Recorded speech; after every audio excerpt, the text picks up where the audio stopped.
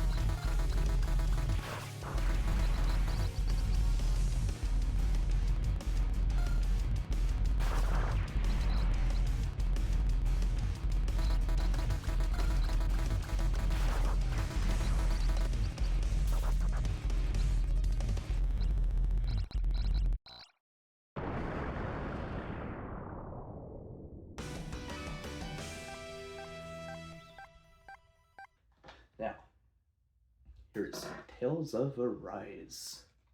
Very fun action JRPG. I need a better case because it's got nasty sticker stuff there, unless I can clean that up. But either way, the case is just, I got this used, unfortunately. But yeah, great action RPG. It's probably my favorite in the Tales of series as far as the combat goes. The story started off really strong, and then I kind of got lost later on, but yeah. And these are like just playing an anime, basically. They've got skits in between, so you can get to learn the characters. There's a lot of cutscenes that look like just you're watching anime. They're such great games. If you haven't played any of them, check them out. I mean, there's over a dozen of them, I think, and we are getting many remasters these days, so check it out. On the back here it says, challenge the fate that binds you. Rich, detailed environments waiting to be explored. A captivating tale about breaking tradition for equality and peace. Exciting and highly customizable battle experience. Yeah, I do like how much they changed the battle stuff in this game. It was so cool. I can't wait to see what they do in the next game. And then we have... I'll trip it up. This ends now! Consider yourself finished! We Freedom got Cannon!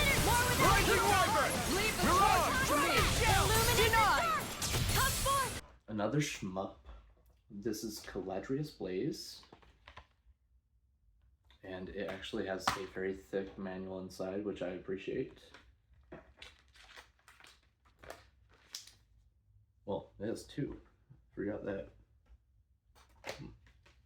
So one of them's like a character art book, and the other one is an actual manual. Now, this is a shmup with a anime aesthetic and a lot of fan service, because when you take damage, your character ends up losing parts of their clothing, so a lot of people don't like that. But I mean, other than that, it has just great classic shmup gameplay, so can't complain, and it's just a lot of fun to blast through. You can get through it in less than an hour. It's very fast paced and just a lot of fun. Highly, highly recommend that one. I've already beaten it a good few times now. I can't remember if I platinumed it though. I don't think so. I should get back to it and see if I can. Now on the back here it says, Sad Song of the Divine Bird. Epic story narrated with more than 15 characters. The advent of a new shooter era at an unprecedented scale. Show your true self. Fully ported arcade version. Massive stages. Also, I think I forgot to say that this one is also a vertical shmup, I believe. Yeah.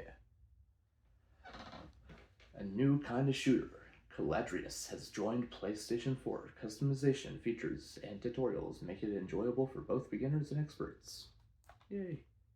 Another fun game. This one's staying in the collection. Very clean case. I got it in great shape, thankfully. So far, only one of these games need a new case.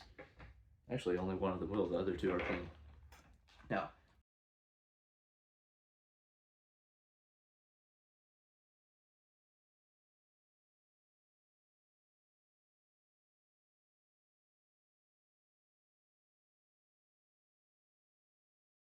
last PS4 game we have here is Ghost Parade.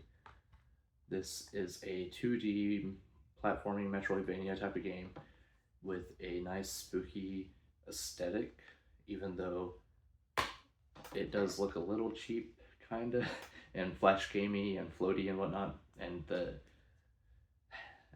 controls aren't the best. I do have a few complaints about this, but it was still beatable. I enjoyed it for the most part, and it's just simply about a little girl here. Can't remember her name. Yeah, I can't remember her name. But she's on her way home, just trying to get home, you know. And on the way home, she meets a lot of these ghost people, and she becomes friends with them. And they help her along the way, and along the way you gotta fight some monsters, of course. Always gotta do that on your way home. And all it says on the back here is, there's something spooky in the woods, and it needs your help. Your walk home takes an otherworldly turn as you become lost in a mysterious forest. Join a battle to protect the supernatural inhabitants from those trying to level their home for profit. Team up with 30 ghostly companions, each with a unique magical ability. Explore this spine-tingling, scrolling action adventure, and work together to get everyone safely home. See, it had a lot going for it, but yeah, it was a little clunky and floaty, and there was a few issues, but other than that, good game, good fun game. Definitely beatable. Now,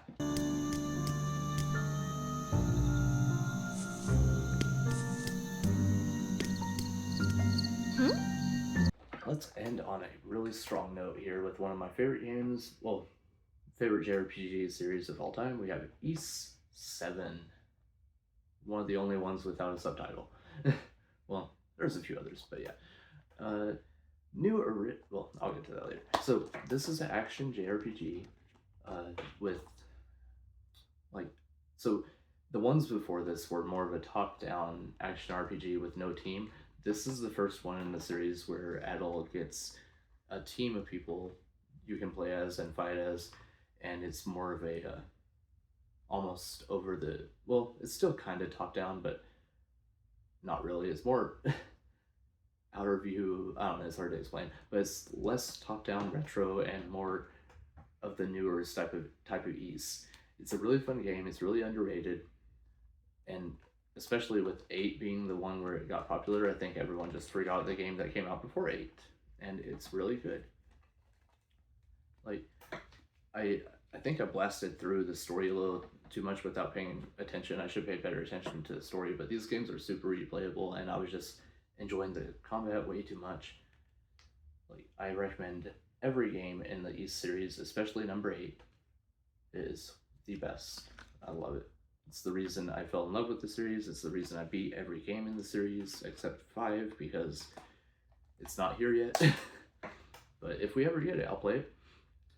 Now, on the back here it says, new original story, same Ys legacy. Play the first Ys adventure made for the PSP system, with gorgeous 3D landscapes presented in widescreen. Keep the pace fast and furious with the 3-member battle party fighting in real time on the field map. Discover an epic world-spanning story filled with over 30 hours of intense gameplay. Play the highly anticipated latest chapter in this world-famous series. Join Adol and Dogi for their latest adventure ever, or their largest adventure ever. Discover the many mysteries sealed away in the vast country of Altego, and awaken the 5 great dragons to save the world. Experience an amazing journey built from the ground up to take full advantage of the PSP system. And with that, that is all the, well, that's 5 of the games I've beaten recently. We'll be doing another video of this pretty soon because I've got another stack of games I've beaten over there, and a lot in progress. So yeah, I will have a ton more videos like this coming in the near future with actual gameplay and all kinds of cool stuff. And thanks for watching. I will see you all next time.